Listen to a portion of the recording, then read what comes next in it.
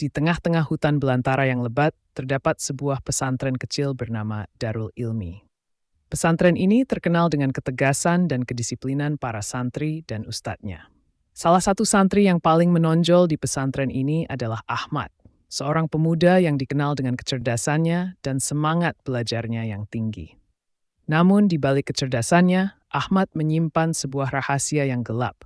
Dia menderita penyakit yang mematikan, dan dia tahu bahwa waktunya sudah tidak lama lagi.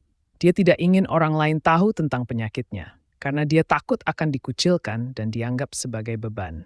Suatu hari, Ahmad mendengar bahwa ada seorang ustadz baru yang akan datang ke pesantren. Ustadz ini terkenal dengan keahliannya dalam ilmu pengobatan tradisional. Ahmad merasa ini adalah kesempatannya untuk sembuh dari penyakitnya.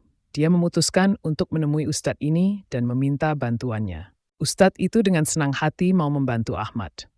Dia memeriksa kondisi Ahmad dan menyimpulkan bahwa penyakitnya memang serius, tetapi dia masih bisa disembuhkan. Ustadz itu kemudian memberikan ramuan herbal kepada Ahmad dan menyuruhnya meminumnya secara teratur. Ahmad sangat senang dengan harapan untuk sembuh. Dia rajin meminum ramuan herbal yang diberikan oleh ustadz.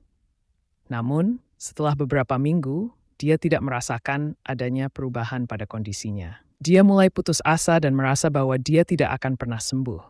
Suatu malam, Ahmad tidak bisa tidur. Dia merasa sangat kesakitan dan putus asa. Dia berpikir bahwa dia tidak punya pilihan lain selain bunuh diri. Dia mengambil pisau dari kamarnya dan pergi ke hutan. Di tengah hutan, Ahmad duduk di bawah pohon dan menatap bulan. Dia merasa sangat sedih dan kesepian. Dia berpikir tentang keluarganya, teman-temannya, dan semua orang yang dia cintai. Akhirnya, Ahmad mengambil pisau dan menusukkannya ke perutnya sendiri. Dia merintih kesakitan dan jatuh ke tanah. Dia tahu bahwa dia tidak akan bertahan lama. Ajaibnya, pisau yang menusuk perut Ahmad tidak mengenai organ vitalnya. Darah mengucur deras, namun nyawanya masih tertahan. Seorang santri yang tengah mencari kayu bakar menemukan Ahmad dalam kondisi kritis. Dengan sigap, santri itu membawa Ahmad kembali ke pesantren dan meminta pertolongan para ustadz. Setelah mendapatkan perawatan intensif, luka Ahmad perlahan mulai sembuh. Ustadz dan para santri bersyukur atas keajaiban yang terjadi. Mereka yakin bahwa ada campur tangan Tuhan dalam peristiwa ini. Ahmad pun merasa sangat bersyukur atas kesempatan kedua yang diberikan kepadanya. Setelah sembuh total, Ahmad memutuskan untuk mengubah hidupnya.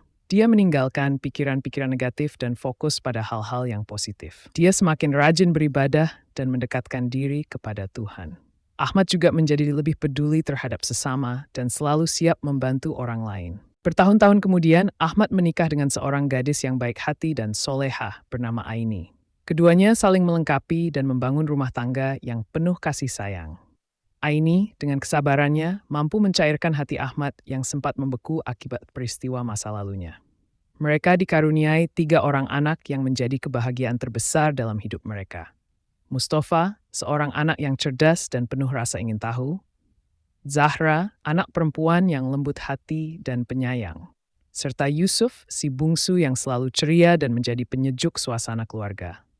Sebagai seorang ustadz, Ahmad tidak hanya menyampaikan ilmu agama, tetapi juga berbagi pengalaman hidupnya yang penuh liku. Ceramah-ceramahnya selalu menyentuh hati para pendengarnya. Ia seringkali menyinggung tentang pentingnya bersyukur atas nikmat yang telah Allah berikan, betapa berharganya hidup, dan bagaimana caranya untuk selalu menjaga keimanan di tengah ujian hidup. Kisah perjuangannya melawan rasa takut dan niat buruknya untuk mengakhiri hidup menjadi inspirasi bagi banyak orang yang sedang berjuang dengan masalah yang serupa. Pesan moral dari cerita Ahmad, kita dapat mengambil beberapa pelajaran penting, yaitu hargai hidup. Setiap nyawa adalah anugerah yang sangat berharga. Kita harus selalu bersyukur atas kehidupan yang kita miliki. Jangan mudah putus asa. Meskipun kita sedang menghadapi kesulitan, jangan pernah menyerah. Selalu ada harapan dan jalan keluar. Berbuat baiklah kepada sesama. Dengan berbuat baik, kita akan mendapatkan kebahagiaan dan keberkahan dari Tuhan. Dekatkan diri kepada Tuhan. Tuhan selalu ada untuk kita, dalam suka maupun duka. Dengan mendekatkan diri kepada Tuhan, kita akan merasa lebih tenang dan damai. Kisah Ahmad adalah sebuah pengingat bagi kita semua bahwa hidup ini penuh dengan kejutan. Kita tidak pernah tahu apa yang akan terjadi di masa depan. Yang terpenting adalah kita selalu berusaha menjadi orang yang lebih baik dan bermanfaat bagi orang lain. Demikianlah kisah lengkap Ahmad, santri yang hampir mengakhiri hidupnya, namun kemudian bangkit dan hidup bahagia. Semoga kisah ini dapat menginspirasi kita semua untuk selalu bersyukur dan menghargai hidup.